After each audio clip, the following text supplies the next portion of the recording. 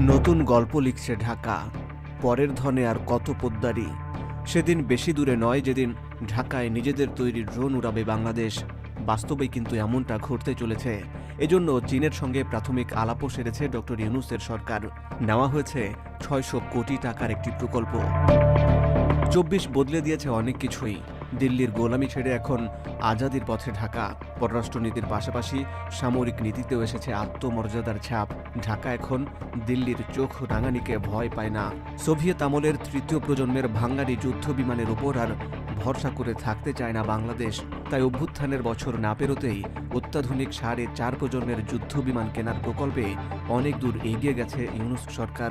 বিমান বাহিনীর বহরে দ্রুতই যুক্ত হতে চলেছে চীনের জেট-এন্ড-সি ও ইতালির ইউরোফাইটার টাইফুন, দুটোই ৪.৫ প্রজন্মের যুদ্ধ বিমান।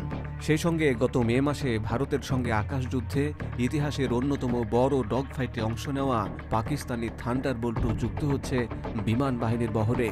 এছাড়া তুরস্ক থেকে আসছে অ্যাটাক হেলিকপ্টার, রাডার ও আধুনিক আকাশ প্রতিরক্ষা ব্যবস্থা। সাম্প্রতিক সময়ে যুদ্ধের মোড় ঘুরিয়ে দিতে সবচেয়ে কার্যকর ভূমিকা রেখেছে ড্রোন। তুরস্কের বায়রাক্তার TB2 ড্রোন যেমন আর্মেনিয়া আজারবাইজান যুদ্ধের মোড় ঘুরিয়ে দিয়েছিল, তেমনি ইরানি কামিকাজে ড্রোনের জাদুতে ইউক্রেনকে তটস্থ করে তুলেছিল রাশিয়া। বাংলাদেশের সামরিক বাহিনীর বহরে আগে যুক্ত হয়েছে তুর্কি বায়রাক্তার। তবে এবার আর বাইরে থেকে নয়, দেশের মাটিতে ড্রোন বানাবে বাংলাদেশ বিমান বাহিনী। সোমবার এক প্রতিবেদনে দ্য বিজনেস স্ট্যান্ডার্ড জানিয়েছে, সামরিক ড্রোন উৎপাদন কারখানা স্থাপনের জন্য চীনের সঙ্গে চুক্তি সই করতে যাচ্ছে বাংলাদেশ সরকার। গত ৬ জানুয়ারি অর্থ মন্ত্রণালয় এরকম একটি প্রকল্প প্রস্তাবের অনুমোদন দিয়েছে। TPS এর হাতে আসা প্রস্তাবের কপি অনুযায়ী চুক্তিটি হচ্ছে ৬০৮ কোটি ৮ লাখ টাকার। এই প্রকল্পে ড্রোন ম্যানুফ্যাকচারিং প্ল্যান্ট, প্রযুক্তি আমদানি ও স্থাপনের জন্য LC খোলা এবং পরিশোধ বাবদ বরাদ্দ রাখা হয়েছে ৫৭০ কোটি ৬০ লাখ টাকা।